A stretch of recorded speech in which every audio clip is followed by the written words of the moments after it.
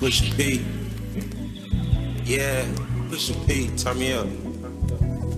Turn me up, P. Corners in the paddock, get my piece. Push P. Cop no hammers for my piece. What's up? This is Sara Stokes, formerly of MTV's Making the Band. And I love me some ooh-wee coffee. Ooh-wee coffee is that deal. I'm telling you, I'm not even joking. And I'm real excited because I had some and it's good. It's got me amped. It's organic. I'm just tripping.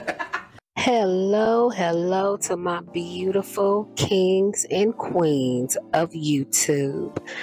This is Cree, and thank you so much for clicking on this video. And as always, mama truly do appreciate you. So, I want to talk about Sara Stokes. Yeah, let's go on and have a conversation real quick. Sit your asses on down. Well, first off, if you don't know or remember who Sara Stokes is, this is for my fans of Making the Band. Where my Making the Band fans at? You know, we was all glued to them TV sets back in the day on MTV. Anytime Making the Band came on, whether it was Making the Band 2, 3, or 4, we watched it all. Yes, we did. We watched the band, we watched Diddy Combs, we watched Day 26. And I don't know if y'all seen these interviews that's been coming out with all these different members and everything that's coming out, speaking out against Diddy. You know, first we had, Aubrey. Aubrey was the first one that's been saying something about him since day one. She wasn't scared. She wasn't scared of what other consequences, but you know, since then, you know, we had Dawn from Diddy Combs to come out, and then like maybe about a week or so ago, D Woods came out and spoke out against him about things that he apparently did to her. But yes, Sara Stokes, that's who I want to talk about today, because she is the most recent one that I've heard about to speak out against Diddy, and said that during her time on the show and her tenure with the group, the band, that apparently Diddy also violated and essayed her. Well, that is the story that she has come out with. I remember first seeing about this maybe about a week or so ago on Funky Dineva's channel when he talked about it a little bit. Sara from Making the Band said Diddy touched her on the pink part. She said, here she go. Now here she go. Girl, I thought we had put an all call out for everybody who Diddy had touched on the inside part and said their name. I thought we had did an all call for all the people to come in. Now here she go. Nobody got that one family member that the elders be like, here she go. Cause you know they finna get started. Oh, here she go. And then I may have seen a few clips here and there, but not a whole lot, because I mean, it's so many people that's coming out against him now. I mean, it's not even big news no more, for real. But however, I was perusing around on Instagram, you know, minding my business, not bothering nobody, and I came across an interview that was done by The Art of Dialogue, and they were interviewing Chopper.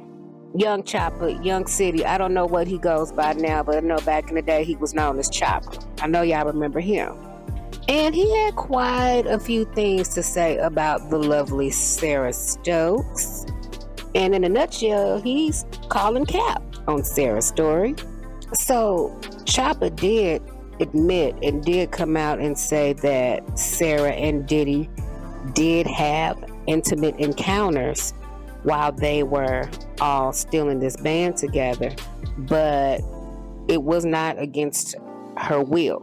She was very much a willing participant. In fact, he has also come out and said that he's not the only one that she was getting down and dirty with. In fact, when the band first got together, it was said that Sara and Freddie P had a thing going on at first.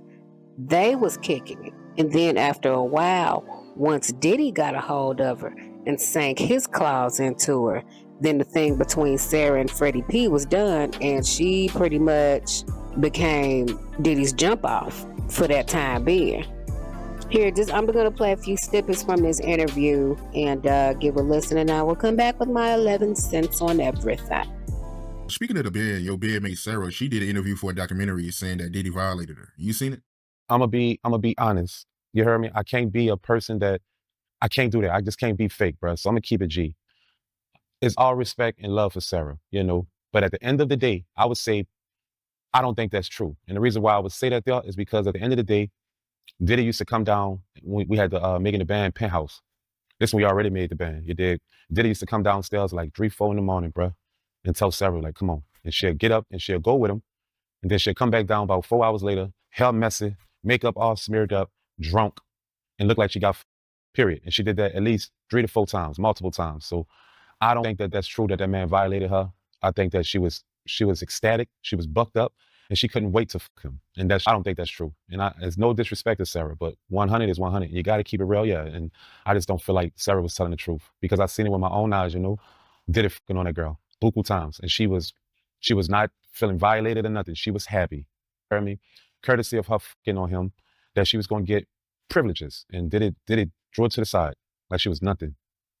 And no offense to Sara, but that's just my opinion and that's my truth. And so did it violate her? That's cap. She was excited to do it. Facts. And I don't know if this The Genuine situation, we was in Mobile, Alabama, you dig? And Genuine stayed a couple doors down from me. And Genuine knocked on my door. And when he knocked on my door, he was like, "What's down, Chop?" Like, "What's down, bro?" He was like, "Say, what's Sara at?" Like, I don't understand how that went that way. Why would he say that there? But he knocked on my door and said, "What's Sara at?" Because back in the G, you know, Sara was married. And in my mind, I thought Sara was like the goodest, goody two-shoe, look, you know, pretty woman ever, innocent. And when he said that to me, I'm like, "What?" And he would, after that shit was over with, you dig, I told him what room Sara was in. And I'm just going to say at the end of the day, he left out of his room and he came back in his room hours later. So I don't know what happened. He could have been walking in the park, but I doubt it. But I heard Sara, she was messing around with Freddie P. Yeah, she did. Fred definitely knocked it down for sure. But that's how it all started though. You heard me? That's how it all started, bro. It started with Fred knocking it down. That's when I looked at Sara like a totally different type of woman. Because in my mind growing up, you heard me? I thought like the married people were like 100 forever together, you dig? And Sara, I remember Fred, you dig? And Fred, don't judge me, baby. You're not love you, but you know, Chop gonna keep it real. You know, and that was a wild life we had at that moment. So keeping it real and, you know, telling the history of our life, our journey is dope to me. So Fred was like, "Chop," he's like, sit it. Sara. I said, "No, you didn't, bitch." He said, "Yes, I did." I said, "No, you didn't." You hear me? But Fred hit me on the sidekick and was like, "Nick, I'm in the room. Come on, I left the latch open for you."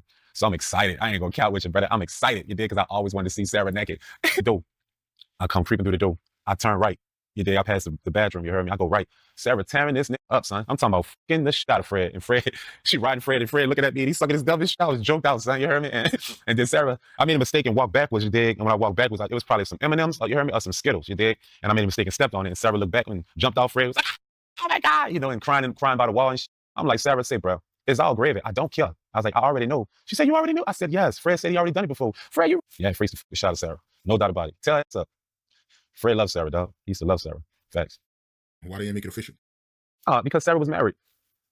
How you gonna make something official when you got a family to go home to? As long as we could, you heard me? But everybody know Fred was knocking it down. Believe that. Facts. But Fred, what really happened though, Fred started feeling the way, you know, when Diddy started knocking it down, Fred wasn't feeling that shit. He gonna say he don't remember when Diddy knocking it down and started feeling the way, but he was knocking it down and Fred started feeling the way. So that was enough. That was the end of the Fred and Sara era, you know, when Diddy started just fucking her. Facts. Okay, so y'all saw those series of clips, right? So let me say this about that. So since Chopper came out with this on the Art of Dialogue not too long ago, we're probably looking at about a week ago now. Now everybody's saying, "Oh, she lying. Oh, she just trying to get a payout. This, that, and the other. She see everybody else coming out, so now she finally want to decide to come out and all that." But part of me don't believe that she's lying. I don't believe she's lying. But I don't believe Chopper's lying either. I believe he's telling the truth. He was very, very descriptive and very thorough in his description of everything that happened. I mean, he pretty much recounted a story from over 20 years ago and was very detailed and didn't forget nothing. Yeah, I mean, you ain't gonna make up no story like that.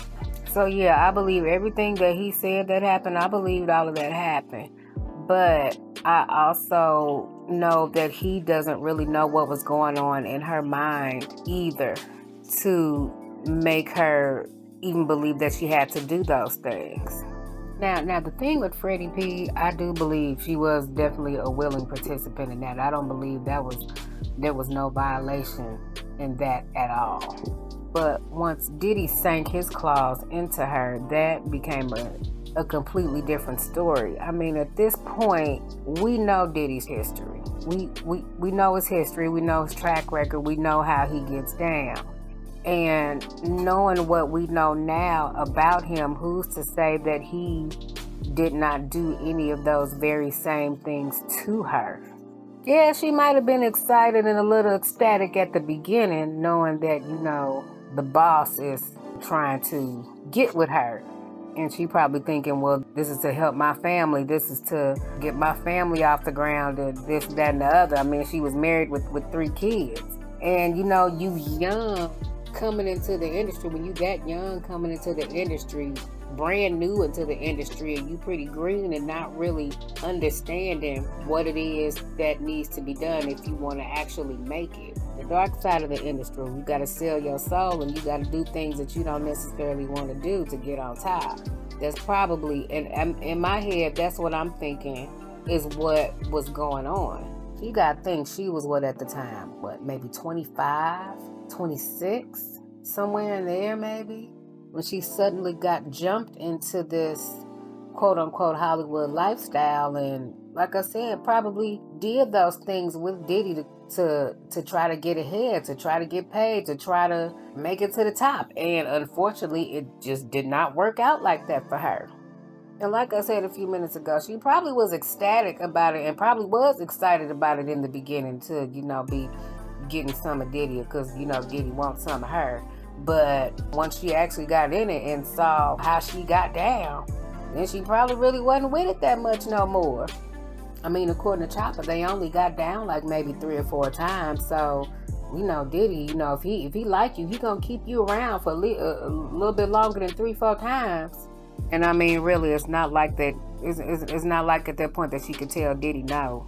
Like I said, we know his track record. We know how he get down. He like to hand out threats and NDAs like it's trick-or-treating candy. So, I mean, we can't necessarily say that she was a fully willing participant. He got her what he wanted up out of her and then pushed her to the side. That tell me she probably wasn't that.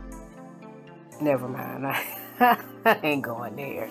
But it wasn't enough for him to keep her around, and so when he disbanded the band, he let her go too.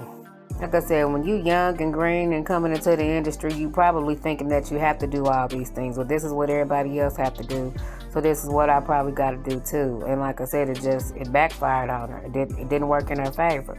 See, industry pass-arounds weren't as valuable and respected in the early 2000s, at least not like it is now. It seems to be normalized now. You could blow up and have a whole full-fledged career off of being a pass-around now, but that wasn't the case back then. She might have actually made it further in her career if Making the Band was out now in 2025. But I also want to point this out too. I came across a video. There's a couple of videos and trailers floating around here on these YouTube streets. It was apparently some type of docu-series of some sort that Sara did maybe about 7 or 8 years ago, maybe, where she gets really deep and talks about her experience in being SA'd as a child by her mother's boyfriend for many years. And this boyfriend was apparently very abusive, put hands on her mom for many years, to the point where, he almost unalived her. And the mother was too scared to, I guess, leave him. And so they had to endure all of this pain and all of this violence and trauma into their lives. My name is Sara Stokes. I'm a singer, I'm a mother, I'm an actress, I'm a wife, and I'm also a survivor of child molestation. Not once, but multiple times. And the first time was when I was 5 years old. My mother had this boyfriend, and he was just horrible. Horrible. He molested me when I was 5 years old. Numerous times. I can't even count how many, honestly. And who's to say that those traumatic experiences that she dealt with back then didn't contribute to the things that happened 20 some odd years later when she was with Diddy? And no, smart asses, I'm not a doctor, because I know that's going to be the next thing that y'all say. But that is definitely one thing that I noticed with people that are SA'd or violated as children, as young children, especially as young as like 4 and 5 years old. When they grow up to become adults, it's almost like they carry that with them. They internalize that and carry that with them, not realizing that's what's happened. I talk to anybody that has been SA'd as children and see how they perceive intimate encounters now as adults. I can almost guarantee you that it will be something that is not very normal. But like I say, I'm not a doctor. I wasn't there. So I don't know what happened. None of us really knows what happened, but that's just my opinion on it. Like I said, I believe Chopper when he says that she did those things, but I also believe her when she says that she was violated. Yeah, like I said, she did it, but maybe just like how she had to internalize those types of things when she was a child, she pretty much, it's possible that she felt like that and doing the things that she had to do with Diddy. You gotta pull up her bridges and smile for the cameras and act like nothing is wrong. When you got a family that's dependent on you, you probably, like I said, you gotta feel like you gotta do what you got to do. And why did she wait to come out with all of that now? It's possible that she got bullied and coerced into staying quiet, just like everybody else did for the last 20, 30 years. Like I said, I don't see her being no exception. People are afraid to come out. I mean, you put yourself in those shoes. If it was you that was put into a compromising situation like that, and then you basically have an entire industry bullying you or scaring you into staying quiet and making you believe that nobody will believe you anyway, I mean, what would you do? I mean, just think about that. When it comes to this music industry, it is not as cut and dry as you think it is. I mean, if 2024 has taught us nothing else, it has definitely taught us that everything is not always as it seems. But that is all I'm going to say on the matter for right now. I'm just going to wrap it up right here. Just let me know your thoughts and opinions on all of this. Do you believe Chopper when he says all of that about Sarah? Do you believe that Sarah is lying? Do you believe she's telling the truth? Let's talk about it, y'all. If you have made it this far, please do not forget to like, comment, subscribe, and share.